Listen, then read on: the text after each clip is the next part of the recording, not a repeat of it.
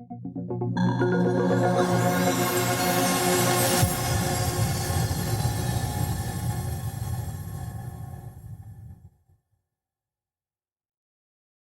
morning, good afternoon, or good evening. Welcome back to Bariatrics and Beyond, the podcast where we talk about life before, during, and beyond bariatric surgery. So grab a drink, grab a healthy snack, and take a seat, get comfy, because today we have our first in-person guest all the way from around the corner. We have Nicole. Hello. Hey, Kayla. Hi, Nicole. So, Nicole, tell us a little bit about yourself.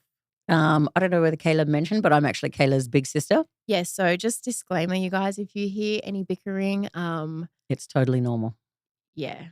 That's just the way we communicate. Yeah. How we show our love. Anyhow, Nicole, tell us about yourself. Born and raised in Sydney, Australia. I'm 48 years old. Spent obviously, most of my childhood and stuff there, and then moved over to Vegas maybe 16 or so, 17 years ago. Used to come here to visit quite a bit, and thought, you know what, this is where I feel like I need my life to be. Actually moved over to Vegas for a little bit first, but then Kayla got really sad because I left her behind.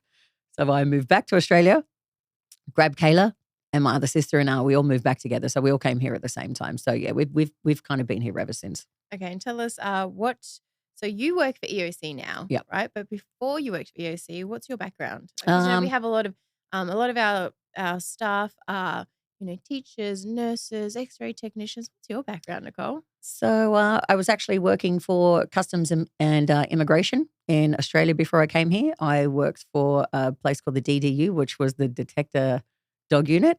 Wow. So I used to work for the canines. Yeah, believe it or not. Were you one of the sniffer dogs, or yes? What? Oh, okay. I found everything. No, I'm just joking. I actually there was a role called the DCO, so it was the Drug Control Officer. So there was one in each state, and I was basically in charge of all the illegal substances. It was all legal. I was in charge of looking after all that sort of stuff, so that the dogs could train in Sydney in Australia. So and they actually they let you they put me in charge. Wow. Yes. Anyway, so after that I came to Vegas, and I was heavily involved in the entertainment industry here. I worked for a local show in town, but I was their tour manager. So they had a show that was in town, and obviously they had a show that toured. So I was their tour manager for about 9-10 years. So I traveled the world touring with a show out of Vegas. Okay, so now you are one of our coordinators. So tell us how did it come about you working for EOC? Well, take us back to the beginning. The beginning, well, because I am the sister that I am and support absolutely everything my little sister does. She was having a hard time, which is you obviously, but you were having a hard time with your weight and wanting to get the weight off. And I remember you were doing a lot of research in the US because it got to the point where, you wanted to do something else about it, I needed help. Yeah. So Kayla did a bunch of research in the US and wanted to have a surgery. And then one day I was on the road, and I think she called me, and she said to me, I want to have surgery with this company in Mexico. And I said, absolutely not. Yep, nope. She was one of those, you guys. I was that person. I was like, no, you're not doing it. You're not doing it. But then she'd said to me, if you can do your research, I've been thinking about this for 6 months. If you can find anything wrong with this, I won't do it. And so I waited for a while, and I didn't really do too much research. But then she was on me about it. You got our other sister Chantel to do the research. So then I just, then I thought, you know what? Like at the end of the day, it's what you wanted, right? And I had to, even though I was scared, I had to support her decision because this was life changing for her. And I said, of course, I'm going to come with you, and I'm going to be by your side. So I actually went with Kayla as her companion I'm saying you, but Kayla.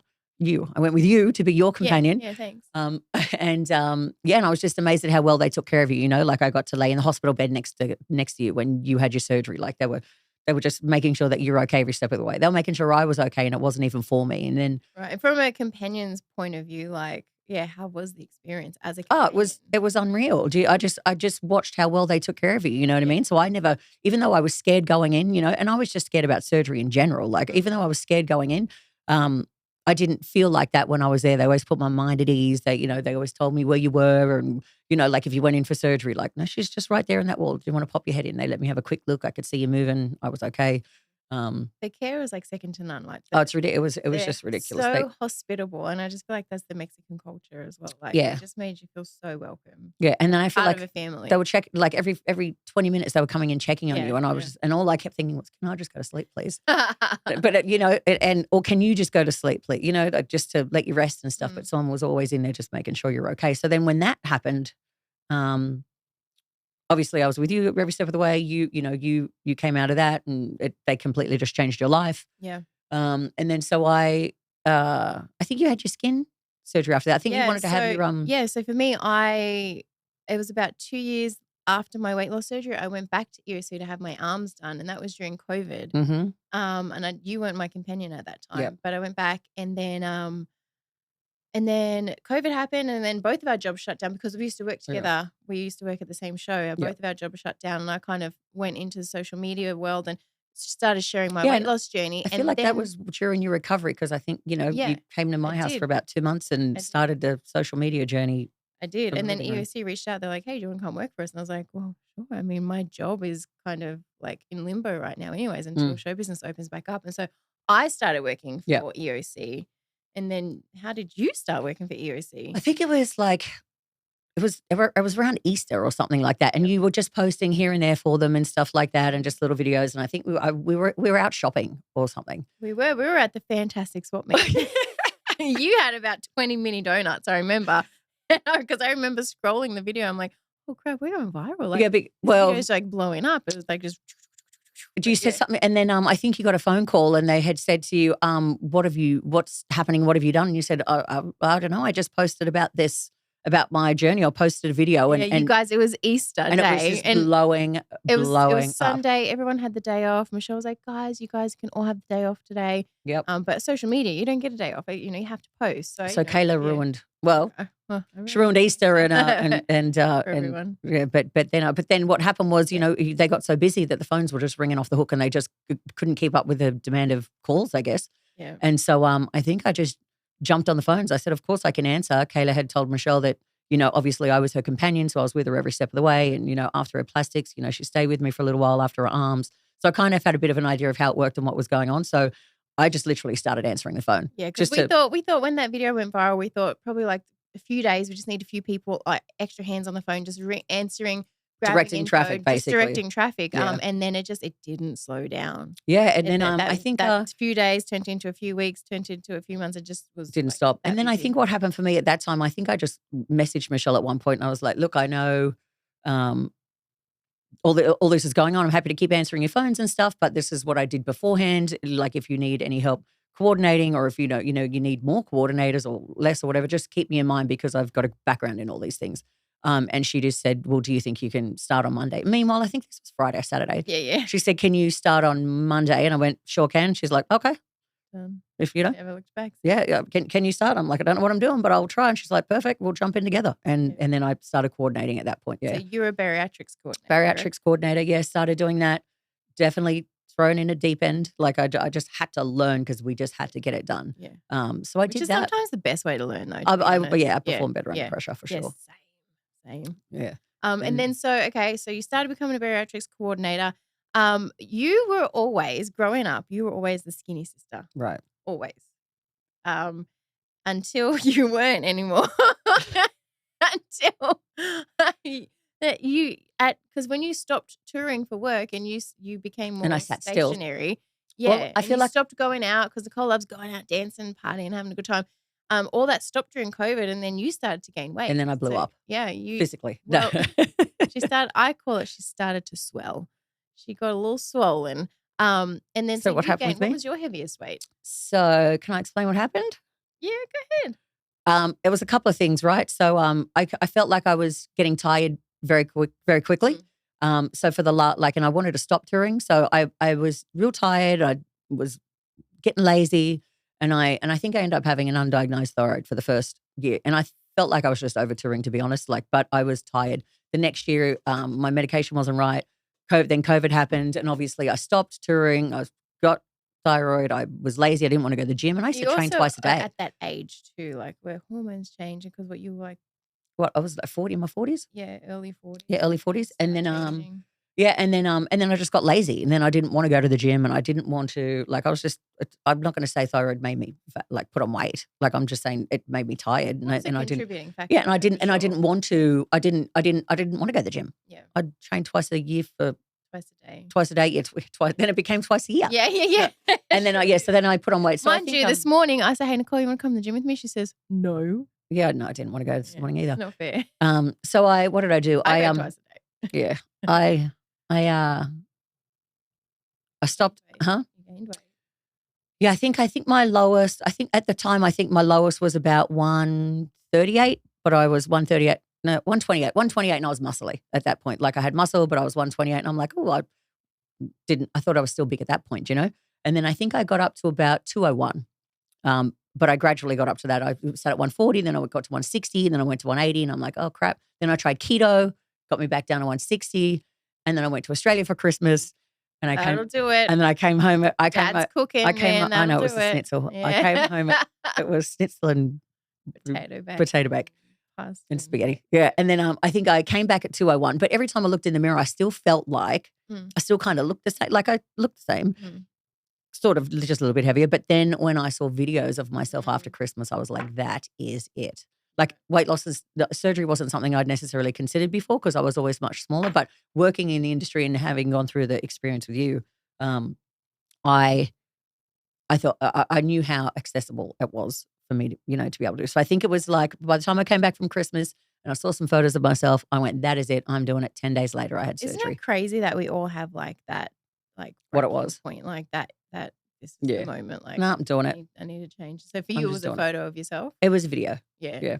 It was a video. Because I didn't look like me. I never saw myself like that. You know what I mean? So when I saw it back, I was just like, hang on a second, that doesn't even look like who I am or was. So and for me, I just wanted to get back to what it was because I still kept on my clothes. I'm like, I'm going to keep that because, I'll fit into it again, shortly. So when did you have your weight loss surgery? Geez, what was it? It's February. 2 years ago? About 2 years ago? February 2 years ago, yeah. Nah, Nicole's more than 2 years ago. No, this is coming up to the third. This is coming up like the next couple of months. February will be 3 years. Okay, so you're almost 3 years. Almost 3 years. So explain. So you had the gastric sleeve surgery, right? Yep. Okay, so explain for people watching, how was your experience with gastric sleeve surgery? Because we're all very different. So like, how was your recovery but how was your journey, your weight loss journey? Because some people really work so hard. Some people, it's real easy for them. So everyone's very different. So I'm very different. So I, like I said, I didn't necessarily know I was going into it, but because I'm very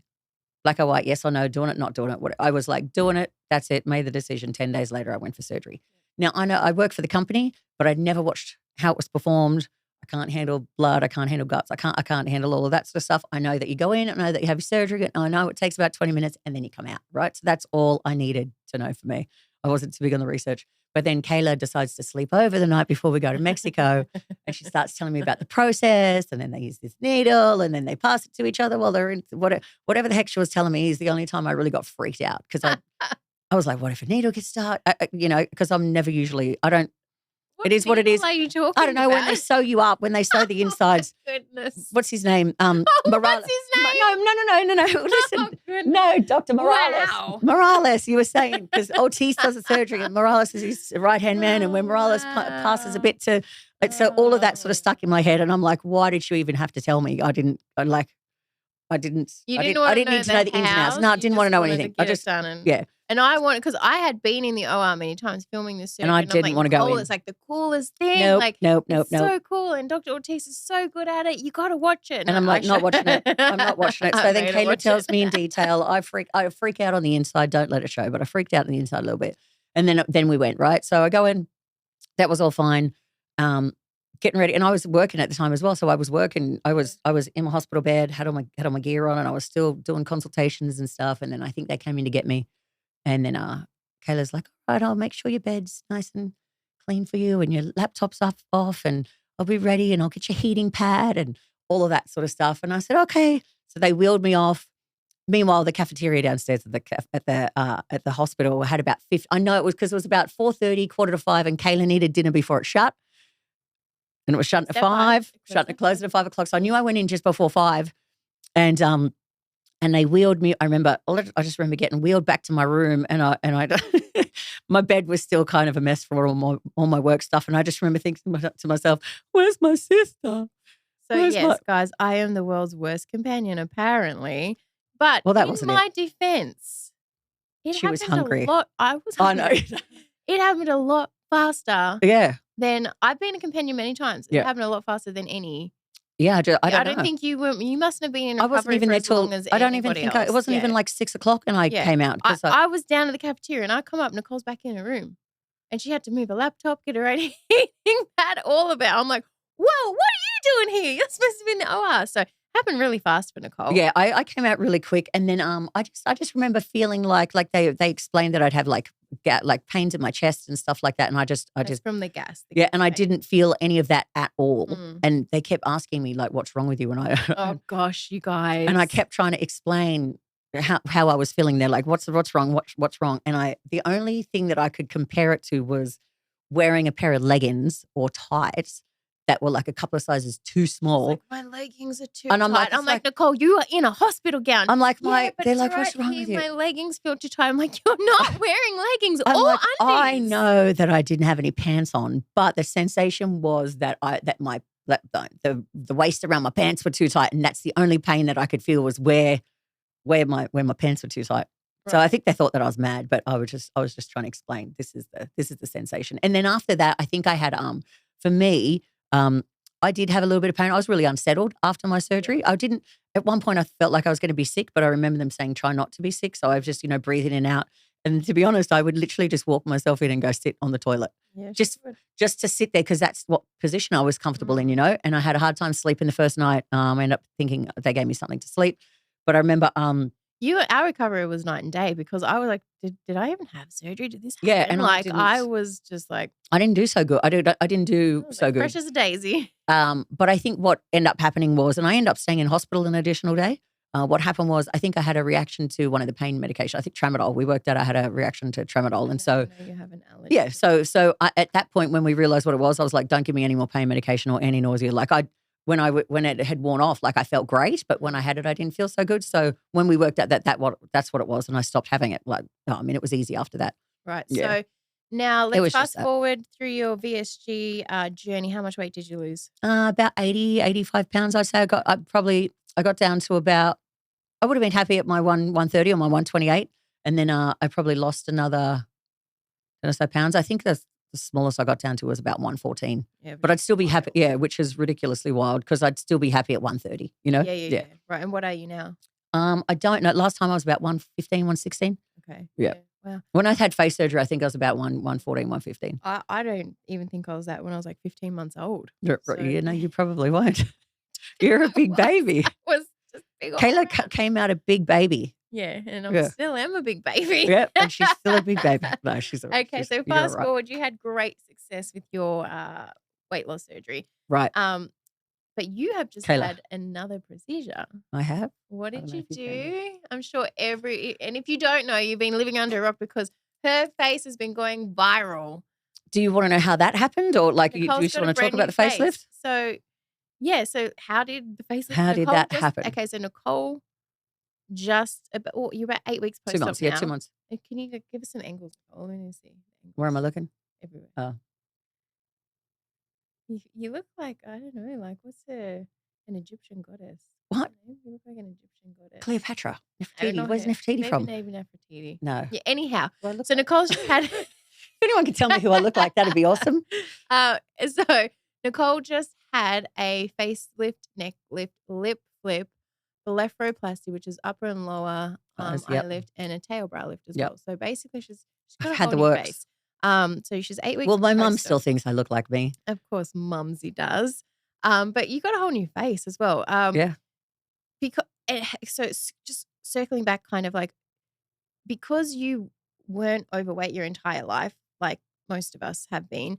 Your skin kind of bounced back pretty decent. I mean, you still have a little bit of loose skin, but it's nothing. You don't have anything like people who have lost 100, 200 pounds. You don't have hanging skin. Right. So you just have little bits of wrinkled skin, which is not bad. So, but your face, my face, I progressively aged with weight loss. I feel like, you know what, about a that year or was the area that was most Right. visibly affected. so I feel, well, I mean, if you saw the bottom of my butt, you'd see that that's visibly affected as well. We'll pass, thanks.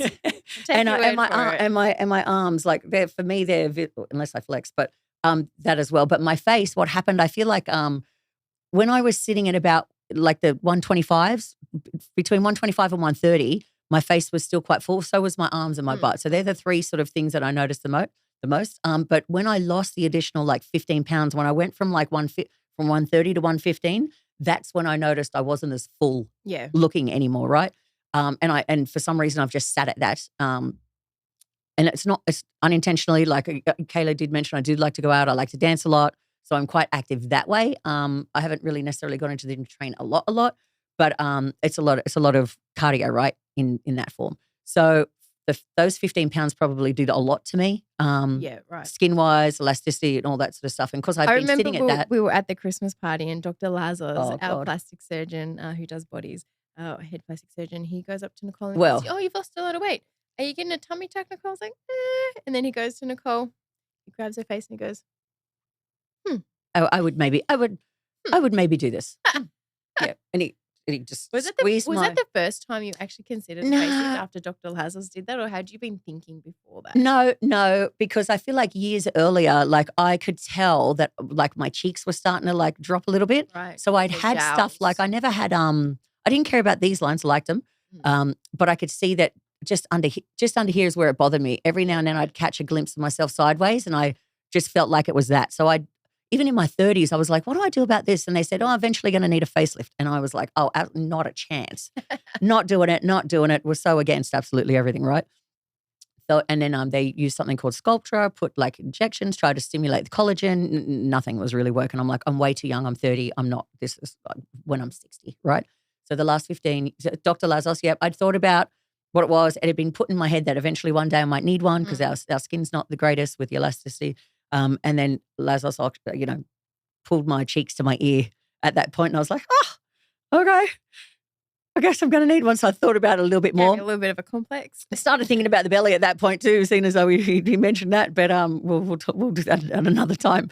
But didn't really get a complex. Didn't think about it. But in the course of the last year, I feel like my face got progressively worse. Because a year ago it was quite full, but lately, in the last like couple of months, I could see it was really sort of starting to sag. So unless and I'm not somebody that, puts makeup on every day, does my hair every day, I'm very basic majority of the days. I can vouch for that. Right. And so I don't go put a face on before I leave the house. And so, and then I what do we call them? Lashes and stuff like that. When they come off, like started looking tired. And so then we all do without lashes. Right. So, but I looked even worse than that, right? Yeah. I looked even worse than that. And so how that came about. So I guess there was a lot of there was talks about us getting a new surgeon and because we had Dr. Mendoza. Well, we have Dr. Mendoza who also his face work is immaculate and he blew up on social media to the point where you can't even get a date with him now. And so we were talking about it on the episode with Michelle, but we had been looking to add another plastic surgeon to the lineup for over a year. And then Nicole's very anti-social social media, so I didn't even know that was happening for that longer period of time. I'd heard that there was going to be another doctor, but because you're also on the bariatric side of things too, right? Well, I didn't even know if it was that doctor. I really I was oblivious to everything. So basically, on the plastic surgery side, we're looking for an additional face surgeon for over a year, and then Dr. Espino comes along, hot and heavy and real quick, and it kind of just was like. Well, yeah. How did your facelift come? So, I think I was at a girlfriend's birthday, and I'd got a phone call, and actually, they sort of said to me, "Hey, we need to talk to you about something. When you got a minute, can you have a chat? And how would you feel about a facelift?" And I was like, "Huh?" Random. I'm like, "Huh?" So I didn't really sort of know what was going on. Do you know what I mean? I'm like, oh my God, I need to call my boss. So she's like, well. This is Andrea? Yep. Well. That's Andrea's famous line. Right, yes. She's like, don't know how you feel about this. There's a little bit of restructuring. We want to know, I had obviously expressed an interest when one of our other managers had quit. Like, if there was ever an opportunity to move over to the plastic side. But I think I said it once. Mm. You know what I mean? Like when she had been promoted to the sales manager, I just wanted to let her know that it'd be something that I'd be interested in. And we never spoke about it again. But I got the phone call and she sort of just said to me, hey, look, you know, we are getting a new doctor. We want to restructure a little bit. How would you feel about coming over to the plastic side? It is a new face doctor. And I said, oh, that's great. Like, thank you for the opportunity. She said, and the other thing we wanted to know is how would you feel about a facelift? And I was like, oh, Jesus. And she said, we would need to know, but, you know, it's happening very, very quickly. It's like next Wednesday. And I said, can I have 5 minutes? I mean, the job sounds cool, but like literally, can I think about this? Like, can I call you tomorrow? And she's like, yeah, just let us know. Just let me know. And I got off the phone. I was like, what the heck? And I think I rang Kayla and I'm like, what am I doing? I'm like, you say yes. And then Kayla said, well, literally, Nicole, think about it. Like, I mean, it can't get any worse. Like, well, maybe you didn't say that. Maybe she said, I mean, it's only going to get better or something. Like, no, I think she said it can't get any worse. I did say it can't. Well, think about it. You can't get any worse. No, so I said it can't get in because look, here at that point. So Dr. Espino has been doing face surgeries, but I thought you meant my face. My face ain't going to get any worse. Well, that's where I was going with it. So he was new to us. So I think you were like, well, I don't know who he is and I don't know his work. And I need to look at his work. And I was like, I'm just thinking, do I want a facelift on Wednesday? And I'm just like, yeah. And I'm like, but it can't get it. Even if you get like the world's worst face, like not that. Like I just feel like. I feel like because you had drooped so much. Bad. Like, no, your face was not that bad. But I'm like, you're getting a facelift. You know what I mean? It's not going to go downwards. Yeah, it's only going to get better, Nicole. You know, so like, but you did look at Dr. Espino's work, and like they said, have a look at this. And they didn't choose a surgeon that wasn't. Oh no, well I knew that. You know what I mean? Like I knew that he was going to come. Highly recommended. I didn't never question. You know what I mean? It wasn't necessarily a surgeon, and do I want? It was like, do I want to do this like next week? Yeah. Like what the heck am I doing? I know in the back of my mind it was something that I kind of thought about, but I had to make a decision, you know what I mean? Yeah. And then on top of that, it was like, okay, so you're going to be his coordinator. You know, you're going to be his coordinator. Mm-hmm. If you want to have the surgery, you're going to be the best person to talk to about this because you're going to go through it. You're going to go, you know, you're going to know his process, the procedure. You're going to know everything about it. And I'm like, you know what? That's what I love about EOCs because everyone is a past patient. Right, you know what I mean? So we're talking about from experience. Yeah, you know? relate to your patients and people that you're helping. You relate to them like on the exact same level. You know what I mean? Yeah. It's not like you're trying to sell something. Right. It's and like, that's I've been there, I've done it. Like, my problem is I'm the worst salesperson in the world. Right. Like I just am. Like I can, like if I believe in something, I could give it to you. Yeah. Like I can tell you why I think you should do it or have it or whatever. Because you're very passionate. Right. Yeah. Let's the black and white, the yes or the no. Very expressive. Right. And that's, well, am I expressing right now? Even with my face? Oh, yeah, there you go. It's starting to move. I'm feeling back. I was told, you know, specifically that I'm not allowed to use any exaggerated facial expressions for the first couple of weeks, and it was really hard. I don't know what was happening. I didn't know what faces I was pulling or anything. But anyway, we're derailing. We do that a lot, you guys. Yeah, sorry. So is everyone still like following the story? What are we up to? Forget. No, I think I know. Do I know? Nah. No, it was like you're having surgery on Wednesday. Yeah. You're ready to go. Yeah, so I knew that it was going to be an opportunity to reeling you back in. I'm like, is that on you or me? I knew it was an opportunity to go through the experience. I wanted to do it anyway. Yeah. It just got brought forward a little bit. I needed it, right? And so they said to me, can you send him some photos? Like send in a couple of photos. So I sent it to Andrea, did a couple of photos front and both sides. And then he came back with the works of everything that I needed. And I was Nicole probably thinks she just hang needs on like a little mini. I just thought I needed you to like lift up my jaws to my ears. Next minute, like the whole face is getting done. I'm like, I don't even know what this is, right? So I did some research. What does this mean? What does that mean? Blah, blah, blah. Which is also a good way of learning. Absolutely. Because I'm like, what is this? Procedures that you now. Right. So I looked up everything. You know, everything was new to me in the face world and the plastics world, really. So I looked everything up, read what it was. I'm like, okay, well, that makes sense. That makes sense. And then I think we got ready to fly to Mexico. We flew to Mexico. I think I met Dr. Espino the next day, and I was just grateful because I just loved him from the start. Like, what did you love about him? Well, the first reason I knew we were going to get along is I remember when they showed me his Instagram page or whatever it was. Oh, yeah. Every video that he had some type of dance music to it. Oh, wow. And I'm a big dance fan, right? That's a great way to hang on a second. But this is not how I chose him, right? But I just was like, you know what? I think we're gonna get along. Like, we're gonna be a good team. Right. Like I like his music, I like what he puts to his stuff. Like and like I said, I'm not a social media person, but I loved the music, right? So I'm like, this is gonna be, I already knew at that point it was gonna be good. So I went in with a good attitude and then I met him and then I saw how detailed he was. Yeah. The stuff that I wouldn't have even thought about, you know, like muscles, where he places the scars, like why he does this, like the type of neck he does, like he explains everything, very like in depth with explaining and what he does, but why he does it, right? And so I loved that about him. I loved. He told me the reason why I needed it. Mm-hmm. He told me how he was going to do it and why he did it, and like the details of the scars. Like I said, like the where he placed them. I know a lot of people worry about the scars and stuff like that. Because everything happened so quick for me, I didn't have a chance to even think about where they would be or where I was getting. I had no clue where they were going to be. Yep. And then, but when he stood me in front of the mirror and he like touched parts of my face and he just lifted up my eyebrows or he moved this and he was very gentle. Can I say he looked so gentle? I was almost falling asleep. I was like, well, if my face was getting played with, I'd be like dozing off. And he was like, I felt like my eyes were about to roll in the back of my head because he was just so gentle. But it was the slightest touch that he did. And I could see where your face it was going, right? And I was like, okay, yep. Everything made sense. So I love how he explained it to me. I loved how detailed it was. He was gentle and it just made sense. Isn't it crazy how why he was doing what he did? Surgeons, they're actually like they're artists. You know what I mean? Like our bodies and our face, like it's the canvas.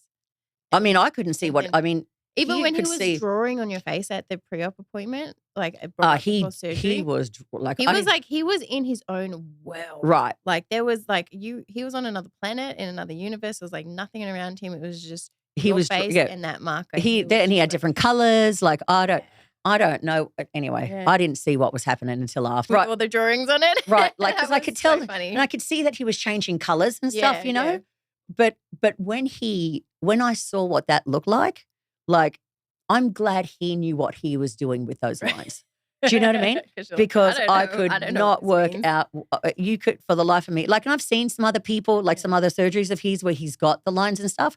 I had so many more lines on my face. Yeah. Like he rearranged everything. I felt like, you know what I mean? Yeah. Like he there was a lot of work that he did. Right. But and so surgery time comes. It's great.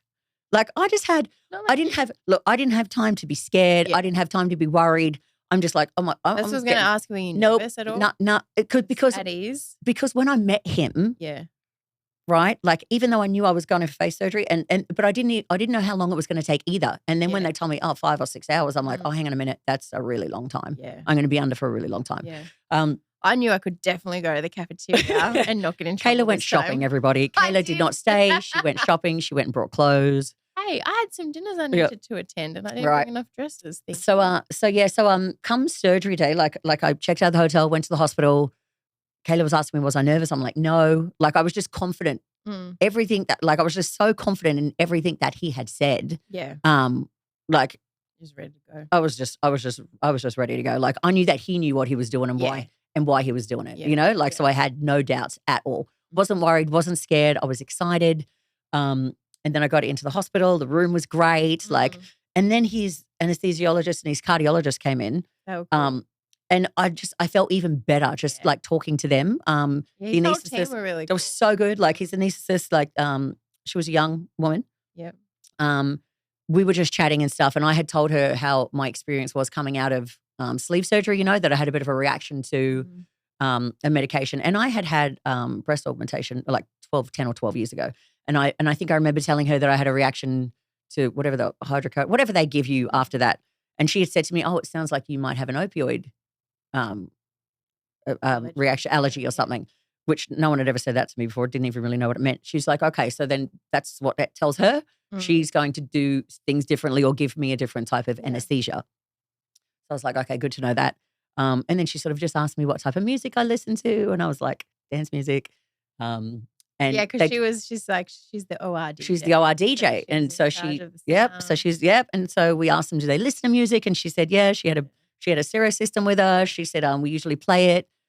She said, but I have a really good playlist for you. I'm gonna play it. Isn't it so cool? Because I think like in the medical field, and especially when you're going in for surgery, like it almost feels like, these surgeons and stuff like that, they're almost not human. They're so there's no proper. like, There's no like, no there's like a disconnect of like in your head, in my head, like a disconnect, like they're surgeons, I'm a patient. Like you're just not on the same wavelength. But then when you meet these that surgeons have and their team they're actually all quite young. they're all And very they're young. all so personable and Right. like they just make you feel so comfortable. Right. You're like, wow, they're super talented and so smart but I can relate to her on this music also, level in a sense, right? Exactly. Like they make you feel so comfortable and they don't make you feel like surgeon patient. You know what I mean? Like they make you just feel like family. Yeah. It's so cool. Yeah. I think then Dr. Espino came in and obviously they did the drop that obviously I was good for surgery. I think then they wheeled me back.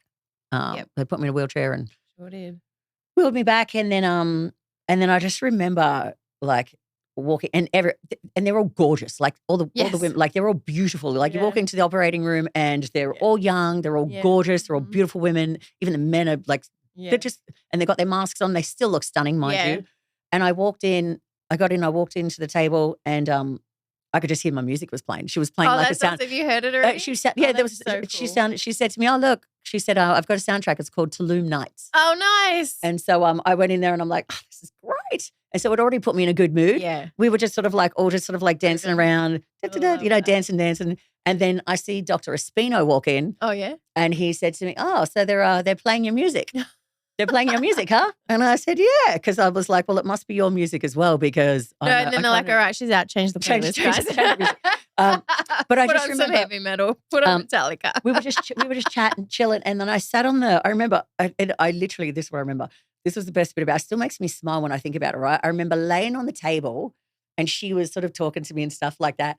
And then I was laying there and I was just like kind of laughing to myself and I was just like smiling. I'm like, oh my God, like this is like the best experience. Like I feel so good. Like, and I am going to say it, but, and I don't even know if I should, but I just remember thinking if anything happens to me, right? No, because people get scared of anesthesia, right? That's what I was going to say. A lot of people, it's the anesthesia that they worry about. It's not even the surgery. What are you most nervous about? They're like, not waking up from surgery. Yeah, right. And that's all it is. But I just remember thinking at the time, like, if something happens to me, like if I don't wake up, which I knew I was going to wake up. Like I've gone out to Tulum. Nice. No, I was like, you know what? Like I was like, I'm actually really, really happy right now. There was this overwhelming sense of happiness, right? Happiness and peace. And I was just laying there, and all I kept thinking was, definitely put something in your IV thinking they're going to think I'm crazy. No, they have to think that I'm crazy. Like that, I'm laughing, thinking, and I'm like, they have to think I'm crazy right now because how am I laughing and smiling with the biggest smile on my face?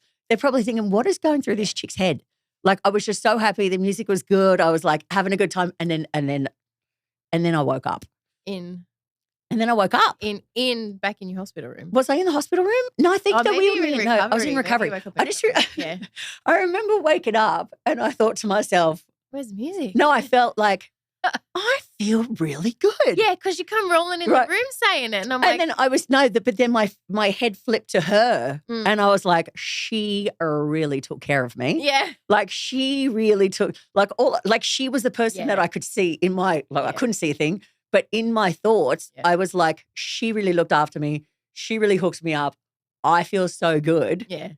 I had the great experience. I was listening to this music and I'm already done. And you woke up feeling good. I felt so good. A lot of people are so scared about the anesthesia and even in weight loss surgery as well. Like we have like the best anesthesiologists. Right. And they're there with you, guys. They're there with you the entire surgery. Like they're at your head. Right. They don't leave. Do not leave your side. Yeah. And they're so wonderful. They really put your mind at ease. I had no pain. Like I just had my eyes closed. I really didn't sort of know what was going on. I knew that I felt good. You know what I mean? I didn't feel anything with the face. I know that they were changing. Like my eyes swelled up quite a bit. Right, I had not a reaction. I had some bleeding in my right eye, and so my eyes swelled quite heavily. And so I just remember them. To be honest, like I really love a good rest. Yeah. So any chance to not do anything, I am happy with. Always loving the recovery. So how was your recovery? Yeah, it was good. The eyes, like I said, I had some difficulty with my eyes because they bled quite a bit and it's not normal, but I have quite sensitive eyes. So So mine When were you quite say your puffy. eyes blur, like not your eyes. No. So like the because of the surgery, incisions here. I guess because of the surgery and stuff like that, my blood was quite thin, Right. and it caused my right eye to be a little bit more difficult than the left. Right. So those swelled quite a lot, So right? they just took a little bit longer. Yeah. Right. To Yeah. heal. Heal and like to do the surgery but you on. didn't And have any complications. no complications. They were just mine were sensitive, right? Yeah. So I just think the first day we were just icing them Mhm. every like 20 minutes. A nurse would come in and put gauze on them. So I literally just laid there with my What eyes did you closed. think when you first seen your face? Like, because it's like a facelift, when you first see your face after a facelift, like it's shocking. I was like, when you come rolled in with like, you know, Like headgear, I looked like an NFL player. Just played, like right? Super Bowl. Well, I was couldn't. like, I think you got to remember, like I couldn't really see anything for about 3 days. Yeah, right. Lucky. So when you first come rolling in, I was like, oh, and my also goodness, this is like legit. Like this is serious. Also, don't forget, you were like, I feel so good, and I'm like, well, I'm happy. I'm glad you feel well, good. think about it. I didn't really know too much about plastic surgery. I didn't know if I looked like everybody else or I didn't. I didn't know what I was supposed to look like coming out of there. Yeah. I just thought everything was normal. So once bandages come off because you had the headgear, I felt like I looked quite cute, to be completely honest. Yeah. Because I kind of just good morning, a pineapple. Walked around with this thing on my head. I literally had a good time. Yeah. Like, well, you always have a good time. Like, no matter where you go. And that's the thing about Nicole. She makes the best out of every situation. Which is honestly, like going into any kind of surgery, guys, that is the most important thing to have is like a positive mindset. It changes everything. It changes. It makes or breaks your whole experience. This is the thing. I was laid in bed. I was laid up in bed for 3 days and I couldn't necessarily see. Right? Now, people are going to freak out. Oh my God, I had to lay in bed and my eyes were shut for a couple of days and I couldn't really see. No, guess what? You had the best 3 days rest. I had the best sleeps of my life. Yeah. I didn't want to open my eyes. I could hear TV in the background. I'm like, somebody take me to the toilet. Yeah. So, my companion walked me to the bathroom. Like, guys, she did not choose me as her companion this time around. It would have been really tough. If Kayla comes. No, it would have been really tough. I bring another companion because she's the worst companion in the world. Well, she leaves. She would. I knew that Kayla had to work. I work when I'm there. Kayla has to work, and I know she had a lot of stuff to do. Yeah. And I wanted somebody to be with me But you had a really good companion. So okay, so fast forward, your recovery was really, really good. Yeah, you stuck to the rules. You're very patient with your recovery. You're like, if he says to do something, she does it. And every time she wouldn't touch your face with gloves. Like she's just like a stickler for the rules. So that also helps in having a really good recovery. Dr. Ortiz said, if you follow the rules, you'll be successful. He said 100% of failure is due to non-compliance. Dr. Ortiz said that to me. And it's burned in our brain. Like I had weight loss surgery. From Kayla. So if you do what we say, you will be successful. Mm-hmm. So I was like, I am doing everything that he says. If he says do not get it wet, I'm not getting it wet. If he said don't touch it, I am not touching it. If he said don't hop in the shower and Kayla says, I'm pretty sure you can get your body wet, I said, I'm not hopping in the shower. I'm not. Everything very literal. Right. Yeah. And so I asked him when I went back, I said, can I have a shower? And he said, no. Yep. Do not get anything wet. Just having a bird bath. Yeah. Okay. But yeah, because I just followed the rules. Yeah. I just followed the rules. Okay. So now that your face is like pretty much healed, I would say, like there's obviously like bits and spots here and there that need to, just calm down. Yeah. Like obviously. Swelling and all that, which is completely normal. Yep. What is your favorite part about your new face? Oh. I just think like, because the biggest thing was catching a glimpse of myself sideways. Yeah. You know what I mean? And the dropping in it, you know what I mean? Yeah. Or leaning forward and just having everything fall. So I think my favorite bit is, the profile, the side profiles and stuff like that, not having it sit sort of like down here. That and I think he does a really good neck. Mm-hmm. And I don't know where I'm. And the neck lift scar is under here, right? Yeah. Can you walk us through, like, you don't have to like see exactly where your scars are, but like so for your eyes, for example, where are your scars for your eyes? So when he did the tops of my eyes, like the scars are up the top here, and the other one is actually underneath, but it's almost like putting liner on the bottom of your lash lid. It's there. You can't even see it. There is one under my chin, which I didn't even necessarily know that I had, but I don't know. If you can see it, but there's one here. Right? I'm assuming so. I mean, I really don't know how they did it, but anyway, it's right here. It is right here. the funny thing that I noticed is some of my freckles are in a different position, right? That's Because I was great. That like, happens with the stomach too. where is that? So there's one there, and there's also like I've got scars along my ears.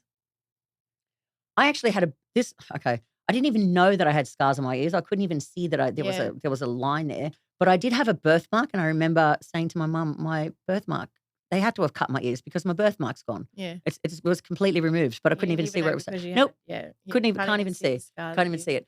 And then your lip, I think your lip flip or lip lift or whatever they say. I think that scar's incredible because I see it's ridiculous. some and they're quite low. Yeah, they have it right across the top of it. Yeah. I feel like what he did is your lip lift scar?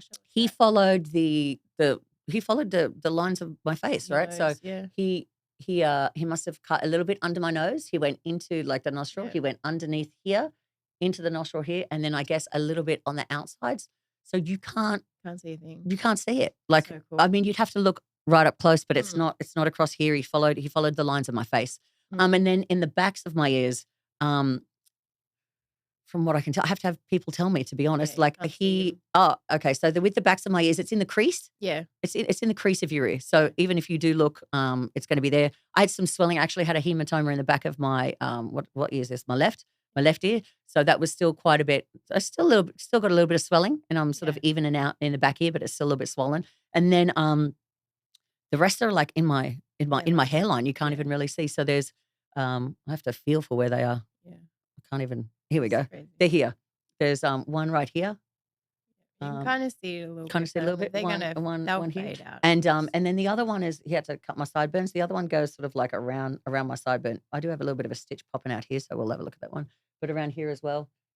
Definitely in the hairline, which if you're wearing your hair out, you don't even see it. Even up, it doesn't bother me in the slightest. Well, yeah, that's why I wanted you to wear your hair up as well, so people can actually like have a good. And I haven't used any scar treatment or anything. That's what I was going to say. So what have you been doing on your face to Basically, I've just been washing because I followed the rules. I've been washing with the CeraVe facial cleanser that he requests I do leading up into it. I didn't touch my face with anything for 3 weeks. All it was the anesthetic spray, the antiseptic spray. I would clean the wounds, I'd pat them dry, and then I'd put my faja on. I never touched it, not even with water, not even with soap, nothing. Did you roll it though?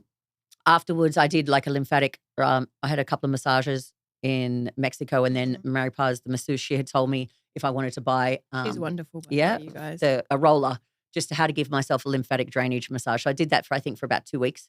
I could still quite possibly do it now, and I will. Yeah, and I just to move it around. Good just to do every day, in general, like facelift or not. Like, so like we get like a lot of fluid built up, and I do have to go back to doing it, but I left it at your house. So now that I'm there, I'll grab it.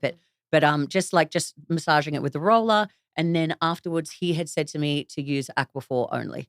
So I was just using the Aquaphor or the Eucerin, and I was just, after the 3rd week and after I eventually washed my hair and stuff, at night before I would go to bed, I would just put the Aquaphor on where my scars were. Now that it's healed, I'm going to try some like vitamin E oil, like whatever the super concentrated one is. I'm gonna use that. You're already really good.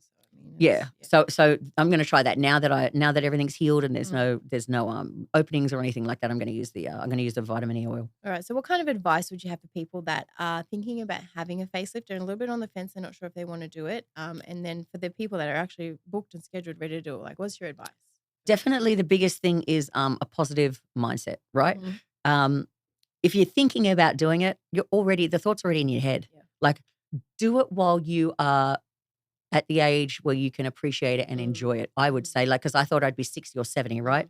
But I was 48 with the aging process of a 60-year-old. So even though I'm only 48, I thought, you know what? This is like, it's bothering me now. Yeah. So I'm going to fix it now, right? So if you are thinking about it and it's going to improve the quality or your mental quality capacity or whatever, if it's going to help you mentally or even like physically, don't listen to what anybody else says. Do what makes you happy, because at the end of the day, it's you. It doesn't matter what anybody else thinks. You know what I mean? And so sometimes people are worried about having a facelift because they're like, I'm not going to look like myself anymore. Right. You don't want to. You want to look. I think people just want to look more youthful. Right. They still want to have their same features. And so, like, how do you? I feel like what happens is, okay, the positive mindset thing.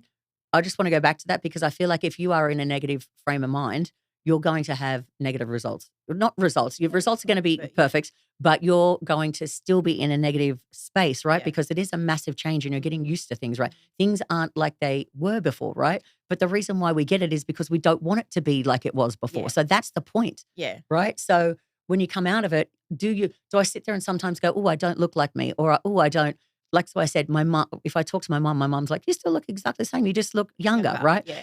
But I think for us, what happens is we see ourselves Every more day. and more detailed, right? Yes. So obviously, like the eyes, mine took a while to catch up to each other. One was smaller than the other. Now, he didn't make my eye smaller than the other. I just had so much more swelling in one eye than the other. Yeah. So I had to respect the fact that I had to wait for time to pass. You know what I mean? I had to be patient. I know that my eye's swollen. This is not how it's going to end up in a year's time. I just had to wait for my body to process and react the way that it did. I know that he's not going to make them one bigger than the other. Like, so I had to wait. You have to be patient. Just be patient. So the lip was a little bit different because I didn't have a top lip at all. Yeah. So I didn't even really know what that was going to look like. Yeah. So I feel like it did change the appearance of my face a little. I can't quite work out what it is.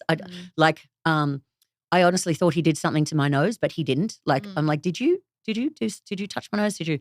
And it was just with the repositioning of other things, like it smooths things out. It so no, I didn't, but thank you because it feels like I did. And then I felt like my head shrunk. Like I literally felt like I had such a little head. Like looking at myself, I'm like, my head's why? To be I'm fair, like, my head's small. I feel like that with when you have skin removal too. Like I feel like, oh, my torso feels shorter, but it's because your skin hangs so much lower. You know what I mean? Yes. So maybe because your skin was hanging. Yes. Now that everything's tight. Yes. I'm like, I've got a little head.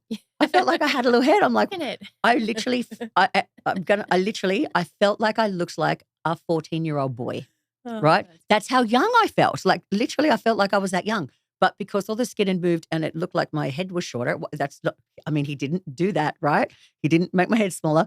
And then my features, I think, looked quite small. Like my eyes are quite big and I felt like my features are quite small. So it took a little bit getting used to. I think the shape of my lip, obviously, yes, I had this shaped lip. He didn't change the shape of my lip, but he made it visible. Right. You know? Right, exactly. So it's just getting used to those little things. Everybody else that looks at us goes, oh my God, you look the same, but you look so many years younger. And we say, and we notice the little things. We notice the little differences because we never saw those before. So you would say to people, do it with a positive mindset. Trust the process. Yeah, and allow yourself time. It's going to take time. Okay, so if people, now that you are Dr. Espina's coordinator, if people want to start the facelift process, what are they got to do? Just email us at hello@eliasortiz.co. Let us know what you want. I'm interested in a facelift. I want to see Dr. Espino. And then all your information will get sent over to me. We'll get you to upload some photos. And then I'll send them to him. He'll take a look at it. No, I'm not worried. No. Yeah, be transparent, but be mindful that you're going to get back exactly what, you might say. He's going to be brutally honest. Put your thick skin suit on. Right. Okay, and then so consultations are free. Who qualifies for a consult? Because not everybody qualifies, right? Right. So basically you need to what was that? Talk us through those guidelines. All right. So you need to be, I think it's under 65, and your BMI needs to be below 31. So 31 and below, and then 65 is the age group. And if you've had weight loss surgery? If you've had weight loss surgery, I think you have to be a year. If you've had plastic surgery, if you've already had body surgery, I think it's like maybe 6 months, 4 to 6 months after that, I think you can have it. Right. But you have to be 10 months post-op for a consultation and 1 year post-op bariatric surgery if applicable. Yeah, to have face surgery. Yeah. Okay, awesome. And Dr. Espino has immediate availability, right? Yeah, so there's still right away. There's still a couple of dates, like there's like 1 or 2 dates in October that we have guys, left. Wednesdays, Thursdays, and Fridays. If you guys want a date, snag it now because he is going viral on our page, on his own page. He's blowing up and you don't want to miss out. There's a couple of dates in November as well. So if you want it immediately, jump otherwise, yeah. And now just really quickly before we wrap up, I glammed you up for the first time when you were 3 weeks post-op. So and everybody hated it, didn't they? No, everyone loved it. No, I mean, they were like, it's not real. Glammed up. I'm like, because she's had why are you using filters? We're not using any, like she did hair and makeup and this is how good the scars have healed. Yeah. Right. But so when you got glammed up for the first time, because I didn't have you in front of the mirror, I just did it and I put everything on. When you seen yourself, like hair and makeup, like what was your reaction? Were you like, "This is me"? Were you shocked? I felt like I looked like a different nationality, but I thought I was gorgeous. I'm like, Yeah. oh, I look really good. He did a good, like you did a good job, but he did a good job. Yeah, it was all him. You know what I mean? Like I looked like, I still obviously look like myself, but I also didn't. But I'm glad. Then you went out that night for the first time as Yeah. well, like in full glam. Well, How did it feel to go out in full glam? Well, it felt good. People that I knew didn't recognize me. They didn't. Like, They nobody didn't. Nobody recognized me. Go and people, hey, how's it going? And they're like, hi. And I'm like, it's hello. Nicole. People didn't recognize me. You know, I couldn't really dance. I had to kind of just like move the head a little bit. So I was a little bit cautious about that because I am a bit of a dance fan. So I had to be careful. Like, I was always confident, but I was even better because people didn't know who I was. I'm like, this is great. But you felt really good. Yeah, it was, yeah. That's awesome. Gained me some access. Well, what? I said it gained me some access. Sure did, yeah. It gained me some access. That's a whole nother podcast, Nicole. Okay, all right. We'll get to that another time. That's Bariatrics and Beyond After Dark. No. Follow us. I'll take you live with a GoPro. Nicole will lead you astray. Okay, well, that's about time, I think. We should cut it while we're ahead. But thank you, Nicole, for joining us on the podcast. Thanks for having me. No, you're welcome. So for you live here in Vegas. Yeah. We live on the opposite side of the strip. But every now and then, if you want, you can come be the co-host. Right. I mean, thanks. Just for comic relief, I think. Right. If we could talk about the After Dark stuff, do you know what I mean? Oh gosh. We'll talk about bariatrics after dark. No, we will not. we will not. I want to keep my job. I'm sorry, Dr. Ortiz. What are you talking about? I just want to say the first time I met my boss before she was my boss, it was when you were on a girls' holiday with them, and I met them via FaceTime, and it was because they were all wanting to come to Vegas and party, and I'm like, I will take you out. Yeah, that's right. You're not gonna lose your job. They're a good time. We're lucky. They're a really good time. Yeah. Yes, I'm happy to come and discuss all those good times with you at another time. Good stuff. All right. Well, thank you, Nicole. And thanks, Kelly. If you are still here and were patient enough to get through all of that, you deserve a round of applause. Come on, Nicole. Give them a round of applause.